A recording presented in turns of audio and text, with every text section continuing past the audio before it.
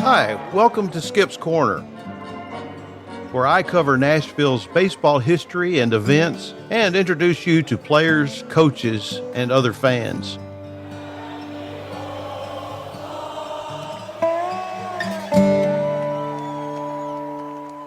I've talked a lot in the last year or so about a lot of players that had a connection to Nashville, or owners, or some fans, Negro League players, minor league players, major league players, but I've really never talked about an umpire. And there was a very special one who called baseball games at Sulphur Dell in the Southern Association. Now, he called games at all levels. Quite honestly, he was a resident of Memphis, but his name was Harry Samuel Johnson. And I'll tell you a little bit more about his nickname by letting you know that he had a reputation among players that even his whisper was as loud as the sound of a steamboat's whistle. And so, Steamboat Johnson became famous in the annals of the Southern Association as one of the most colorful characters to ever don an umpire's gear. He was born in Pottsville, Pennsylvania on March the 26th, 1880, where his father owned a saloon. And the family soon relocated to Elmira, New York, where Harry played first base for his school team. He wasn't quite known as Steamboat yet. Then his family moved to Wilkinsburg, Pennsylvania after he graduated, and he continued to play and managed in the sandlots, and he loved baseball. He actually was a co-owner and manager of a team in 1909 when he realized that the umpires he had been hiring were less than adequate. He decided that he could do a better job and began umpiring games in the fall. There are a lot of people in the stands that think they can do a better job than the umpire, and I'll have a little bit more to say about that just a little bit later. But being an umpire for Johnson came naturally, as Harry was not only a student of the game, but he honored impartiality in his judgments while knowing the rules inside and out. And no matter that his voice was boisterous, his quick interpretations and sound decisions gave him a reputation that helped him to earn the trust of managers and players. After a season in Pittsburgh semi-pro leagues, the Ohio and Pennsylvania League hired him for 1911, and his professional umpiring career was off and running. Moving up to the Western League in 1912 and the 3I League in 1913.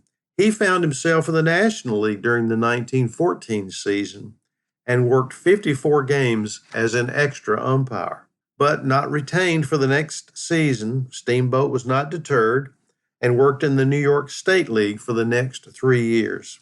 After one season in the International League in 1918, he saw his first tenure in the Southern Association for 2 years in 1919 and 1920.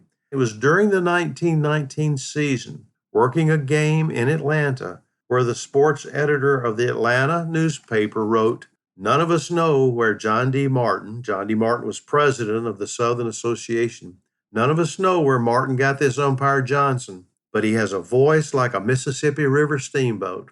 And from now on, he is Steamboat Johnson to Atlantans." Well, the name stuck. He was known as Steamboat throughout the league and beyond. The South Atlantic League president, W. W. Walsh, asked Johnson to umpire in 1921, as that league was known for rough players who felt they could frighten all the umpires.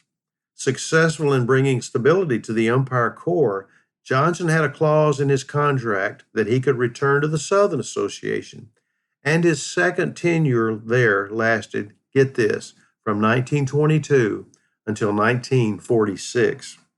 In 1935, his book, named Standing the Gaff, was published, and it documented much of Johnson's professional life for 25 years.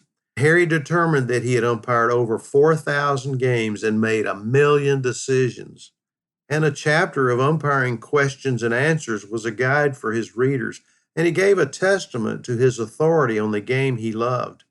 He held power in his knowledge of the game, and throughout his career was often called on to speak to umpire organizations. Once his book was published, Harry would hire youngsters to sell copies before games in the southern ballparks in which he was umpiring. And if his game decisions were not popular with local fans, They would often throw his own book at him. But what would Harry do?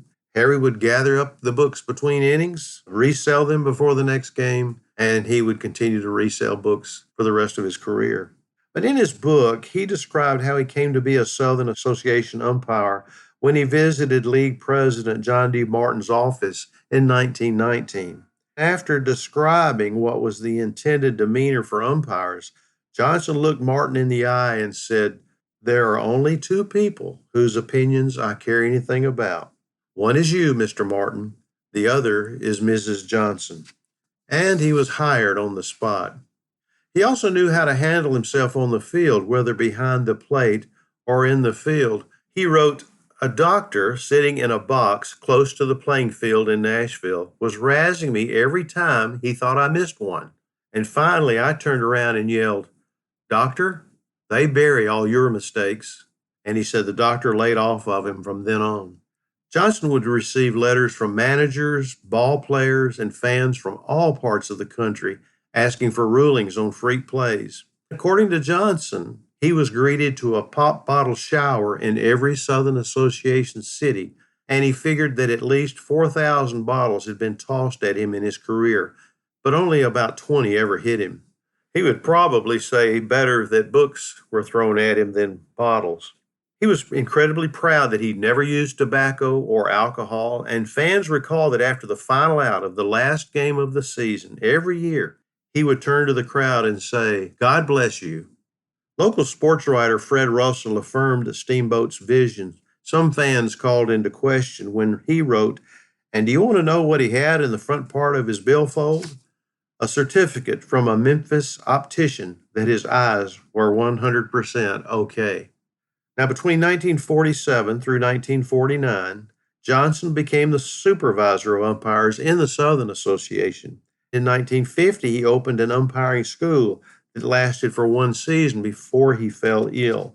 And he had a kidney issue, and as a resident of Memphis, Johnson died on February the 20th, 1951, at the age of 70. And Fred Russell, the Nashville Banner sports writer, reserved a special paragraph in his sidelines column on February 21st, 1951, the day after Johnson's death. He wrote, "I always thought that the advent of the public address system in ballparks was Steamer's saddest day. Ed Danforth, sports editor of the Atlanta Journal, had hung the Steamboat name on him, and Johnson's daily delight was the act of announcing the batteries, that is, and then giving home plate that eager, brisk brushing off with his little hip pocket whisk broom." Russell eulogized him again in one sentence in a 1962 memory. "And could any umpire brush off home plate as gingerly as Steamboat Johnson?" Steamboat Johnson, famous umpire, not only in the Southern Association, I think, but throughout all of baseball. If he was getting letters like that, asking about certain plays, then he was pretty well known for his expertise. Now, a word on umpiring. I've been reading recently about umpires not wanting to participate anymore in sports because they're getting catcalled by the fans or punched out or tires slashed. There's no room for it. Sportsmanship has gone out the window, as my dad would have said, and there's no place for that. If you're a fan, be a fan. I used to tell my Little League parents, when your kid walks through the fence and onto the field, he's mine. And when you take him home with you, you can feed him all the popcorn and soda you want to. But I get to make the decisions. And the umpire gets to make the decisions too when your boy or your girl walks onto the field. And if you want to cheer them on, that's great. There's a little razzing can take place from time to time. But let your coaches call the game and let your umpires umpire. So let's end on a positive note. Let's honor the players and the kids that are playing this game, the coaches that are playing this game, and the umpires who are calling fair games and that the best team can win. Thanks for listening in.